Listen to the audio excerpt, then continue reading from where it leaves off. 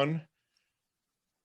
Time to shine today, podcast varsity squad. This is Scott Ferguson. And let me tell you, a really good friend of mine said, when you stand in your truth, embrace what is in your heart, then you are free to evolve. And that is who you're looking at right now. If you're watching on YouTube or any other video platforms, it's my really good friend, Bachand. You know, he'll say that there has been a natural evolution as humans, yet as individuals, professional and personal evolution is our own. You know, Brian his journey is pretty unique, and it's pretty awesome. He was a priest and then an executive in New York City, Toronto, and now founder of his own company, Evolution. He inspires professional leaders and organizations to shift from a belief of what is the work to what is the mission. So what is the work to what is the mission? He's going to shift you there. He engages with leaders who feel isolated and to align fully and with clarity. He's based out of Toronto. He's proud to be both an American and Canadian citizen. And Brian believes when we ask the question, what do I desire? The truth will intuitively lead us to embrace what is in our heart and evolve us forward. And Brian, thank you so much for coming on. Please introduce yourself to the Time to Shine Today podcast, Varsity Squad. But first, what's your favorite color and why? My favorite color, Scott, first of all, great to be here. Favorite color is yellow. Yellow. Why is that? Yellow is a warm color, and it's about creativity. And whenever I see yellow, I smile. I love it. And like you're a handsome dude, and yellow's definitely your color wheel if you want to throw it on, man. So well, you can wear that I have a lot of yellow shirts. I have a lot of yellow shirts. My man. So let's get to kind of quickly through the origins, but what kind of led that up, priest, executive, into evolution? I know, great story. Over a bottle of wine, there's even more.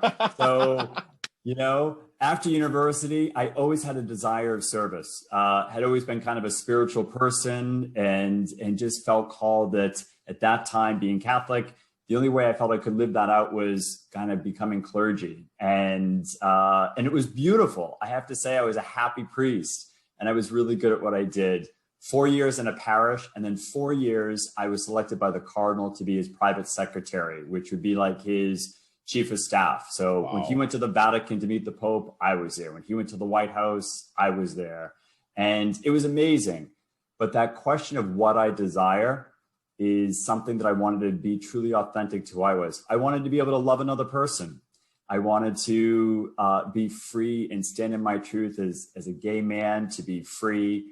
And I knew that my gifts could be used in the world in a different way. And so I made the courageous decision to resign freely and to begin a new life in New York City.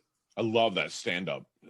That's fantastic. It took a lot of balls to do that, huh? Because the Catholic is pretty powerful and stuff like that. For you to come out and say you're a gay man and then really live in your truth. Was that like scary as shit or what? You know, the thing is, I get asked that all the time. And one of the things I talk about, especially with entrepreneurs and being one, is, you know, I made a conscious change and it was a conscientious change. It wasn't like overnight. I just, you know, I'm out of here. You know, I quit. I really took the time, almost close to a year, to work with someone professionally. I spoke to a couple people really close to me to kind of peel back the layers of why I wanted to go. And obviously I was being groomed for a lot more leadership, and I knew that I had to look at that. So by the time I finally told the Cardinal I wanted to leave, and I started to tell family, I had done all my inner work. So I was really in a great mindset to begin a new path, and I was excited. And was there a lot of analysis paralysis that came with that? Like you were thinking about it, but then backed off, or was it just go all forward? Like I think what happened was when I started working for the Cardinal, it was an amazing life, right? Like we're traveling all over it. My skill set was being used, but that's when interiorly I started to recognize a couple things. One, I didn't miss my life in the parish anymore, you know, doing baptisms and weddings and everything. So that was a sign that, wow, like I thought as a priest, I'd always be doing that. Now I'm more administrative, and I enjoyed that. Then at the same time, I started to see how isolating personally your life could be the more you became in more senior leadership. And I didn't want to be alone. And Gotcha. I wanted to stand on my truth. And I didn't want to live in two worlds. You know, I wanted to be truly authentic. That's excellent, man. That's excellent. Because a lot of people will walk that line and balance that act. And you had a conviction to move forward. So Let's get into evolution. How did we get there? Yeah, so evolution is named twice for a reason. And the first evolution stands for the natural evolution as human beings, right? Our own personal DNA, how a pandemic has impacted every single person on the planet. But the second evolution is the one that we can personally own and choose how we want to evolve personally and professionally. And so I created evolution because my life has been an evolution. And I love working with leaders, having been a leader and having supported leaders. But I truly know the only way you can make the greatest impact is by doing some of that inner work to overcome some of the fears, especially if you're an entrepreneur or founder, to truly see where you want to move forward. Love it. So what then makes a great leader, in your opinion? Yeah. First of all, what makes a great leader is the first thing is own your story. You know, when leaders own their stories, they own who they are, that sets them apart. There's no longer a mask. There's no longer of, wow, he's a great or she's an amazing CEO, but I never got to know them. You know, those days of being disconnected, that doesn't inspire. Right. First of all, it's owning your story. Second, it's also making sure that you are cultivating an aspect inwardly, whether that's meditation, whether that's yoga, whether that's taking, time for self-reflection, because leaders that do that, they are truly evolved leaders that are more in tune to themselves, the people they lead, and also for the clients that they serve.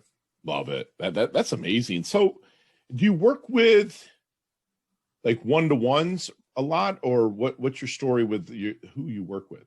Yeah. So there's two areas. So I do right at this particular time, I do one-on-ones. Okay. One of my particular niches are new CEOs or, founders that have been around for a while. They're now, at a moment that they could really work with someone to go deeper.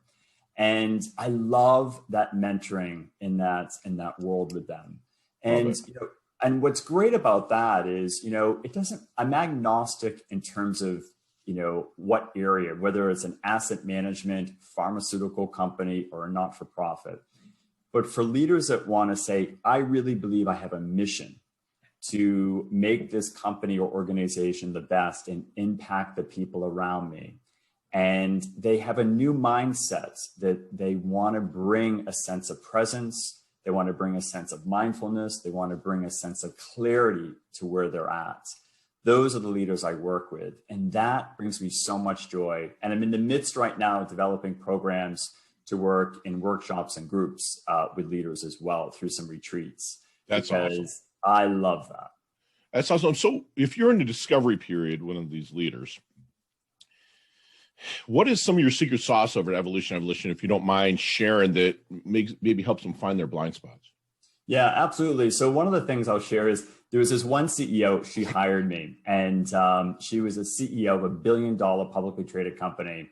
Amazing human being. But, when you get to that level, you're pretty direct and you're pretty sharp. And I remember when she said, Brian, what's the difference if I hire you versus a company that I'm no longer and other people? And I said, here's the difference if you work with me. Number one, I am not going to be afraid to shine a light on some of the areas that you need to have a light shined on. Because as a CEO, sometimes everyone says yes to you.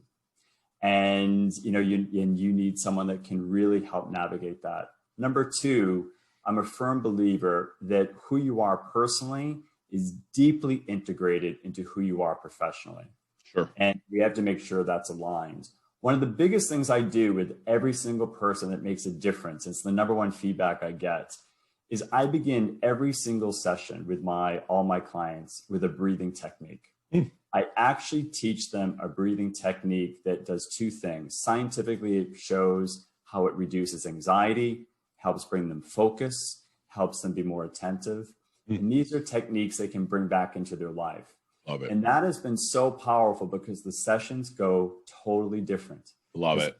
Themselves up. I do the exact same thing. I do the quad 4 breathing method before every single one. And it's funny when you get the alpha males or even alpha females coming in, I'm like, listen, it's going to change your mind. It's going to change everything. Because I'm 49 and I didn't even start. I just literally 2 months ago, my pranayama coach hit my pelvic floor, and it took 4 years. You know what I'm saying? So breathing, just starting a session is excellent, Brian. So when you're starting to work with somebody, again, maybe still in the discovery period, is there any good question you wish they would ask you but never do? Yeah, you know, I think the number one question that I think is so critical is that question of what do I desire? Right. And what brings you joy? Sure. And I think that's the second one, because so they should ask you that, or what? Like, well, I mean, they can certainly say, what has brought you joy? You know, if they ask me that, what has brought you joy? Or, gotcha. Yeah. Nice. Because joy is always an indicator of what brings you fulfillment and is attracting you to what you want to be and who you are. Joy is something that is not just, it doesn't mean being Pollyanna, but it means being alive with using all of your skills, with your values. And joy is what is one of the most important questions to ask. What has brought you joy? What has brought you there? That's awesome. That's awesome. So, Brian, have you saw the movie Back to the Future? Oh, a long time ago. Okay, me too. Let's get in that DeLorean with Marty McFly. Let's go back to the 22-year-old Brian. What kind of knowledge nuggets, we call them here at Time to Shine today, what kind of knowledge nuggets would you be dropping on Brian to maybe help him shorten his learning curve, blast through, or level up? Maybe just a little quicker. Yeah, sure. So the 22-year-old, I would certainly say to Brian, listen, you have a deep sense of spirituality and sensitivity, but you can live that out without having to be a priest. You can incorporate that into your life now as being a professional and being a business person. That would be one of the biggest things. Wow.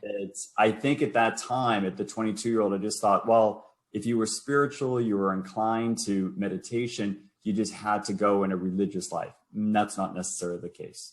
Love that. I love that. That's transparent as hell, man. I really appreciate you sharing that, because you walked that journey because you were, I wouldn't say lost, but you thought that was the way, but you could have incorporated in different ways without having to go to that.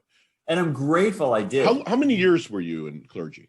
Yeah, so it was 5 years in the seminary studying, and then I was 8 years as a priest, 4 years in a parish, and then 4 years working for the cardinal. Wow. Okay.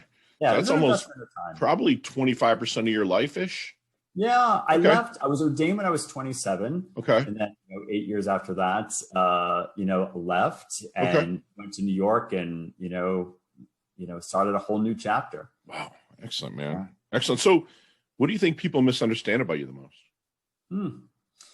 I think one of the things, sometimes this is the one thing that kind of irritates me. I'm a really positive person and, and I know I have high energy in a positive way. But if you have a day that I'm a little quieter, people often say, is everything okay? Is everything all right? And sometimes at first I used to get really nervous about that, thinking, oh my gosh, I always have to project this like outward energy in different things. Where I think sometimes people think if you are always outgoing and positive, if you're quieter one day, it doesn't mean something's wrong. It just might mean that I'm a little more reflective that day, or maybe something is on my mind, or maybe I'm just human and I'm a little tired. Tired. Right, I get it too, man. Because I am a fireball. And some days, bro, I'll sit in a coffee bar here in Palm Beach. It's a nice little root drink, relaxes me. And they'll be like, Fergie, everything okay? And I'm like, everything's perfect. Because right now it's because usually I walk in, I'm hugging everybody, kissing guys, girls on the cheeks. I don't care, man. That's me. I'm a Midwesterner, So, that's great that you said that. So then what keeps you up at night? I have to say this, and this isn't to be arrogant. Pretty much I sleep sound. Dude, that's a superpower. My girl can fall asleep. I timed her in like 8 seconds one time. Yeah. She was out, right? And I'm like, that's a superpower to me. Yeah, I'm really grateful for that. I think the reason is it doesn't mean that I don't have things that can weigh on my mind. Sure. Whether it's a decision or I'm anxious about something.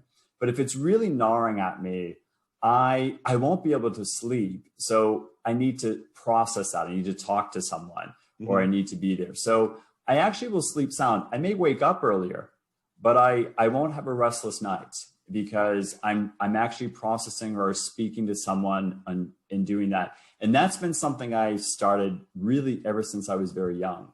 Mm-hmm. And I really am grateful. I think that's been one of the hallmarks of my success at leading to be an entrepreneur, that there's always going to be issues. There's always going to be stuff. Yeah. But you cannot let it take away the peace within you. Sure. When you die, your inbox is not going to be empty. Yeah, exactly. Say no matter what, no matter how old you are. Exactly. So exactly. Do you think that your time in the clergy helps you with that a little bit? Do you still turn things over to God? Yeah. So, I really do. It's funny. I did a podcast interview recently, and it was about using intuition in business. Okay. And when I went to Manhattan, I landed in the world of philanthropy, and I was a director at the American Cancer Society. It was my first job. It was 2008. The economy tanked, but I remember just remembering intuitively a couple of people I met that led to raising millions, just in a different way. So my training as a priest, I really do believe helped me tremendously, in terms of understanding people in a very high level. So when I would go into a boardroom or a board meeting, and I would just have this sense, I'm like, okay, there are bigger issues going on here. And I knew how to take things personally, how to navigate it. And I think it really did. It really, really paid off. And also how to listen. Yes. Wow. Yeah, absolutely. That's probably the biggest. It's huge. So then how do you want Brian's dash remembered? That little line in between your incarnation date and your expiration date. How do you want that dash remembered, brother? I want that dash remembered for two things. One, that I was a living example of someone that truly lived their truth in joy. And number two, that I helped others to embrace their truth and live their joy in the way that they wanted to live out their life. Wow. So you seem a lot like somebody that's really planting seeds every day of trees that you're never going to sit in the shade, huh? Like you're good with that. Like that's awesome, dude. I am, because my philosophy is this. I know that there have been billions of years that have come before me, and there will be billion and million years after me. Sure. And my work is to impact the people right in front of me. Yes. At this moment, but also the generations that will follow after them. Love it. And Love it. So it's good. Brian, let's take out of the equation. Let's take out our cell phone, tablets, computers. Let's eliminate those. And also your partner. Okay. Mm-hmm. Your man, let's take him out of this equation. What are three things Brian can't live without? My journal. Okay. No, that's fine. Yeah. Yep, Me absolutely. too, brother. Me too. I love my journal. And it was a friend of mine that gave me a few years ago this beautiful Mont Blanc journal as a gift. And now those are the only kind of journals I use. I have different colors. That journal brings me so much joy every day writing it. So that's number one. Number two, I would certainly say, this is such a small thing. I would say sunglasses, because I love walking. I love being outside, and that enables me just to be, without squinting and seeing the world fully. That's awesome. Yeah. Last thing. The last thing is probably a picture of my dad that he passed away literally a week after I left the priesthood and moved to New York. And I have this beautiful picture of my dad that I just treasure. And I would want to make sure that's with me, because it just always reminds me he's watching over me. That's awesome, Brian. I really appreciate you sharing that. So what is Brian's definition of a life well lived? Brian's definition of a life well lived is very simple, is loving yourself so you can love others fully and help them truly live their lives to the highest level. That's awesome. Yeah. And it's funny, like that some people would be like, oh, that's selfish. But really, you look in a dictionary and selfish doesn't even mean anything bad. It's really just you really take care of you so you can provide that service and help other people live out their truth. That's awesome, Brian. Thank you for being transparent in that. And squad, we're going to take a good friend, Brian Bachand here from Evolution through our leveling up lightning round just as soon as we get back from thanking our sponsors and affiliates. Hey, time to shine today, podcast Varsity Squad. We are back, and I'm here with my really good friend, Brian Bachand from Evolution. And Brian, we have our leveling up lightning round. You and I could seriously talk an hour on each one of these. Okay. Sure. But you got 5 seconds with no Great. explanations. You ready? I'm ready. All right, my brother. What is the best leveling up advice Brian's ever received? The best what advice? Leveling up advice. Leveling up advice is this: just own it. Own it. Love it. Share one of your personal habits that contributes to your success.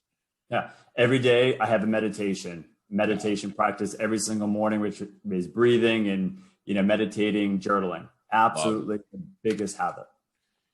Other than evolution.com, and of course, timetoshine.today.com, my shameless plug. What other website does Brian go to level up?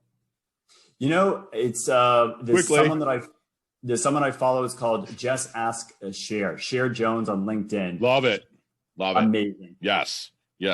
You see me, I'm walking around. My nonverbal cues are off.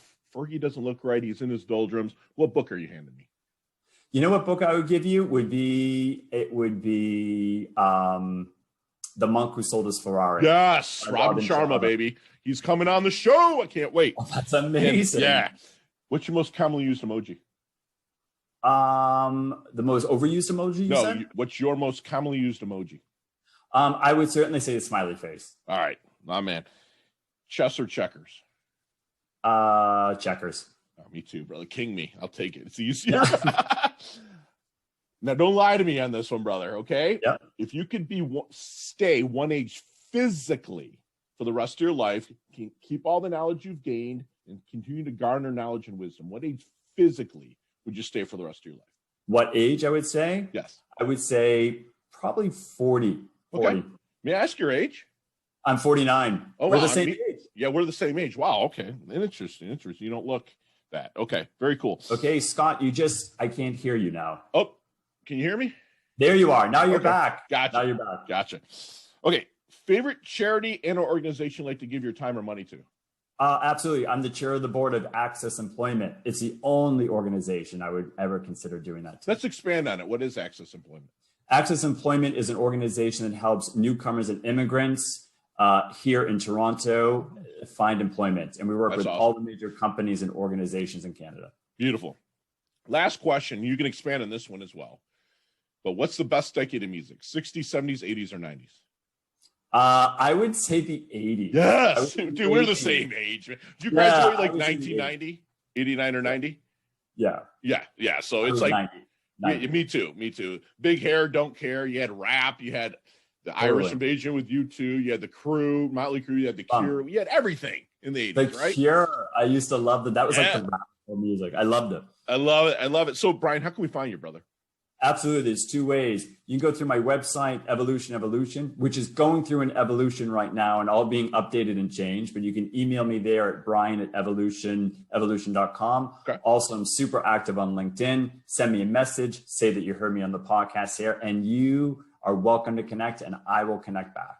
I love that. And Brian, and Squad, all of that will be in the show notes as well down below. Brian, leave us with one last knowledge nugget. Wait a minute, hold on a second. Do you have any courses that you're offering right now? At the moment, there's no courses that I'm offering, but there will be coming up. Okay, make sure that we're notified, because we'll drop this a little bit down the road. And if you have it done, let us know. And we'll put that in the show notes as well, Brian. Thank you. And that favor, I need to ask of you, leave us with one last knowledge nugget you want us to take with us, internalize, and take action on. Yeah. So, this is what I would leave you with is this. Sometimes you have to let memories be memories and live in the present so you can create the future that you want. Often we look back and we think, I want to recapture this moment, or I had this, or I don't want to do that. Let that go. Yeah. Be present and visualize where you're going. I love it. And Squad, we just got another free masterclass from an awesome guest, my really good friend, Brian Bachand here, B Squared, I call him here, from Evolution. If he's going to go Evolution, B Squared. Brian Bachand, I love it. He grew up with a desire for service. He wants you to be authentic to what you desire and stand up for your truths and within your truths. Have a conscientious change. It's evolution. Evolution is a natural personal DNA. That's the first evolution that we have that we're all instilled with. And there's evolution, which is what you personally own and choose to involve yourself in. He will say that leaders own their stories. That's what sets them apart. and they cultivate inwardly. And if you have a mission, you want to impact people through mindfulness, and you want to level up and do it maybe a little bit quicker and shorten that learning curve, let us introduce you to my good friend Brian, and we can make that warm introduction. I'm sure he'll carve a little bit of time for you. He says that joy is an indicator that brings in fulfillment. So be alive, use your skills to help people, be a living example, live in your truth, and also help others live in theirs when they have with the chance. And then also let memories be memories. Still create your future. Like we say, don't live, if you're sitting in your car, you have the big windshield in front of you, but you're always living that rearview mirror, leave that there. Maybe pull forward some really good memories, but create your future going forward. That's what Brian does. That's what he will help you do. He levels up his health. He levels up his wealth. He's humble yet hungry. We're blessed to have you on. Thank you so much for carving the time, Brian. We can't wait to collaborate with you in the future, brother. Absolutely. What a gift. Thank you so much, Scott. You bet, my friend. Talk soon.